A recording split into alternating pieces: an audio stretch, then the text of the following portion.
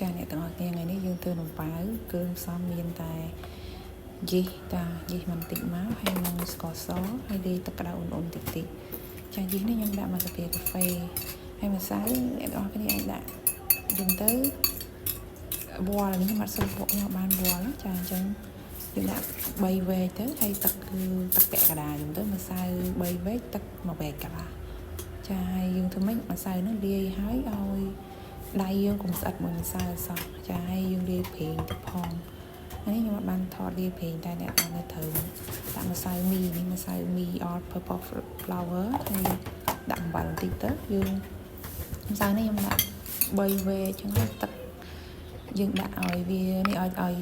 ជីនេះគាត់ចិន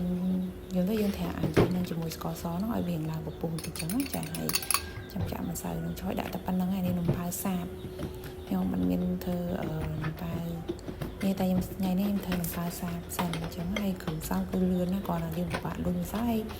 ម្សៅនោះយើងគ្រាន់តែត្រូវទុកវាឲ្យឡើងចា1ម៉ោងទៅ1ម៉ោងកន្លះអញ្ចឹងចាហ្នឹងហើយដោយសារនេះខ្ញុំថែមទីខ្ញុំដាក់ដំបូងវាស្ទើរចាចឹងយើងអាហ្នឹងអត់អីទេយើងអាចថែមថយទៀតថ្មីឲ្យតែម្សៅហ្នឹងកុំឲ្យតែស្អិតដៃកុំឲ្យទៅវាមានទឹកច្រើនពេកយើងវល់ជួនកាលយើងអត់វល់ពេញត្មងក៏បានយើងអាចលៃលកថែមពីទួទៅកុំឲ្យតែម្សៅហ្នឹងស្អិតដៃយើងអញ្ចឹងណាយើងអាចថែមម្សៅបើម្សៅស្អិតដៃពេកយើងថែមម្សៅទៅបើថាទឹកម្សៅហ្នឹងរឹងពេកយើងថែមទឹកចាយើងធ្វើមិនកុំឲ្យម្សៅហ្នឹងរឹងពេកទន់ពេកយើងឲ្យវាល្មមដៃហើយយើងសំខាន់យើងទុកវាយើងច្បល់វាឲ្យអស់ហើយយើងទុកវាសិនហើយពេលវាឡើងសក់វាឡើងបាន1 គុណនឹង 2ហើយយើងទុក1ម៉ោងទៅ1ម៉ោងជាងហើយទុកគ្រប់ឲ្យជិតកុំឲ្យវាមានចូលខ្យល់ចាហើយយើងអាច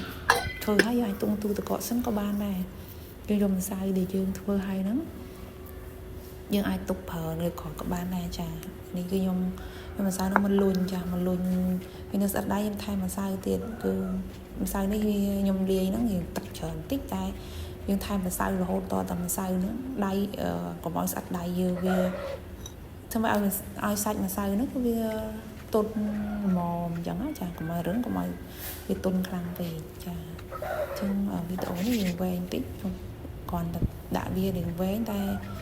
វិធីយើងគឺត្រូវតែលុញអង្គុយលុញម្សៅហ្នឹងឲ្យវាកុំឲ្យស្អិតដែរយើងលុញហើយយើងកាត់វាកង់ទូហើយដាក់ចំហុយមុននឹងដាក់ចំហុយយើងដាំដាក់ទឹកនោះឲ្យក្តៅតិចសិនណាដាក់ទឹកក្នុងឆ្នាំងឲ្យក្តៅតិចសិនហើយចាំយើងដាក់ចំហុយវា10ទៅ15នាទីគឺយើងអាចញ៉ាំបានហើយចាហ្នឹងអរគុណអ្នកទាំងអស់គ្នា